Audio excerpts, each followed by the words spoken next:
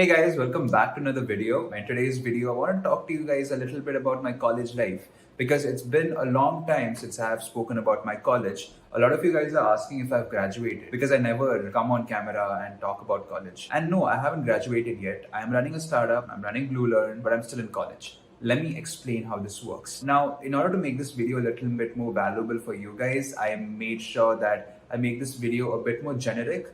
I'm going to tell you how you can actually build startups, how can you actually build businesses or side projects or freelance. How can you do all of this while managing college? Because that's a huge issue, right? Because her college में assignment होता है, viva होता है, lab होता है, professors का lecture होता है, socialization होता है, इतनी सारी चीजें होती है, and then you also have these other ambitions of doing businesses and startups and freelancing and side gigs and stuff like that. How do you manage all of this? That's the question we'll be answering today. And my opinions will be very, very biased, right? I'm a person who is ready to even drop out of college. So my opinion will be very biased, but I'll try making sure that I understand everyone's perspective and will try playing it safe. Let's not be like, acha, main sab kuch chhod ke startup karunga. Let's not take huge risks. Let's think about things rationally, and then probably this video would help you take a decision on how you can have a nice college and work balance. Let's get into it. All right, now let's wind back to first year of college. That's when most of you guys might be.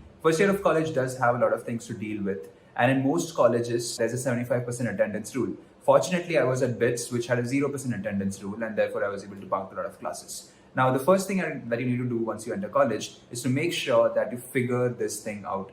How can you survive college by not compromising your attendance? Now, in few of your cases, you might have to attend all classes. Go ahead, attend all classes, it's fine. In other places, you might have to bunk a couple of classes so that you get exactly 75% of attendance. Or you can just ask some of your friends to give proxy or do some of that jugaad. But figure this attendance thing out because that really plays a huge role, right? Because if you just attend classes all day long, you would not get time to do things outside college. And that's not a good sign, right? You shouldn't be in such a position. So somehow try figuring out how can you get more time. In my case, back in first year of college, I used to attend all classes. So until 5 p.m., 6 p.m., I used to be packed. I used to be jam-packed and I never got time to work on things. So personally, I worked on freelancing projects and learning new skills after my college got over. So from 8 p.m. to 11 p.m., 12 p.m., 1 a.m., 2 a.m., that's the time when I used to spend time learning things. That's the time when I used to work on my freelancing projects. That's the time when I used to work on my startup ideas and stuff like that. So it was after college, that's when I did. But from my second year onwards, I started bunking a lot of classes and I started using my daytime as well to learn new things, to surf on the internet, to make content, and at the same time to work on my startup ideas. So figure the college attendance thing out and see what's most optimal for you. Step number 2 is to understand that being a topper should not be your aim. Now, getting 100 on 100, becoming like a class topper is very cool, but then I feel it comes with a compromise. If you want to be academically excellent, if you want to be academically brilliant, then in most cases, you'll have to be in the library for a very long time and you might have to compromise on your social life and on your work life, which is not something that I would recommend. So this is all personal opinion, but for me, I always wanted to be an average student who passed exams, who did decent in subjects, but at the same time, I didn't want to be like a topper. And that really helped me buy a lot of time. I explained it to my parents also. मैंने सीधा बोल दिया था कि मैं topper नहीं बनने वाला हूँ class का, but I'll make sure that I graduate from college and I have decent grades to at least get a job, right? That's all I told my parents and somehow convinced them to say yes to it. And then I started focusing on other things and it bought me a lot of time. It also gets you a lot of mental space because पूरा दिन पढ़ाई के बारे में सोचने की जरूरत नहीं होगी. You'll also have time to think about other things that you love doing, right? I mean, don't aim to become a topper. I've been a topper all my life. I still remember in my 10th and 12th grade, I came in my local newspaper. There was a small photo that said this guy scored and topped his school and blah, blah, blah, blah, blah. I did not like that. But when we came on Economic Times and your story for raising our first round of funding, that's something that I liked. So I don't know, I'm just a different kind of person and it depends on your priorities, guys. But from my opinion, being a topper is very uncool. Try focusing on things that actually have an impact in the world. Now, with that said, let me tell you what are the different options that most people have right after college.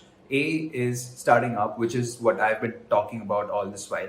B is masters. Now, when it comes to masters, academics is very important. So you'll have to focus on academics. So if you're planning to go abroad for your masters to the US or something, then please focus on your academics. Definitely your CGPA matters over there. Next is working and going for a job. Now, this is a very tricky part because if you are someone who's skilled enough, then screw CGPA. It doesn't really matter. You'll get a job nevertheless, right? If you're an amazing coder, you'll get paid and you'll become rich in like the next 4-5 years. So don't worry about that. But if you're someone who's unsure, then please study. I think having a decent CGPA helps you get decent placements as well if you aren't skilled enough. And lastly, it's people who wanna do PhD and stuff like that. If that's the case, then please, you'll have to study. There's no other option. Yeah, I think these are the 4 main options. I'm not sure if I'm missing anything. If I am, then please let me know. These are just very generalized statements that I am throwing out of my 4 years in college experience. There are obviously infinite other things that you could be doing. Now, coming to the point where how am I living in this apartment and building products with my friends? Well, the reason I'm able to do this is because I'm interning right now. This is like the internship period of BITS Pilani, right? Where you're supposed to intern at a company. And right now I'm slightly interning at a different company, but at the same time building my own company. So I think that's how the process is working. And that's why I've been able to move to Goa and do stuff like this. Next semester, I might have to go on campus. So looking forward to that. Looking forward to meeting a lot of people over there, probably even hiring and meeting and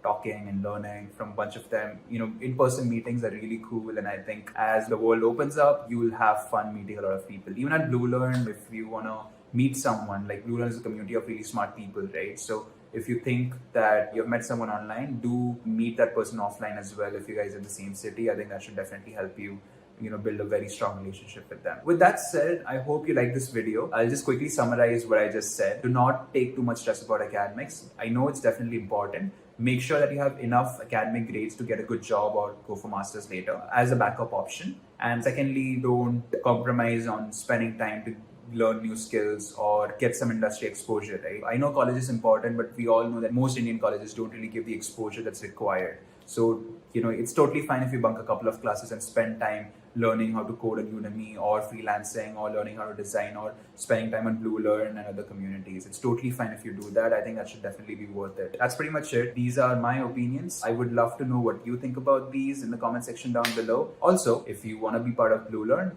which is India's smartest student community, then do join in. The link is given in the description down below. It's also the first pinned comment, and I'll see you guys there. Bye.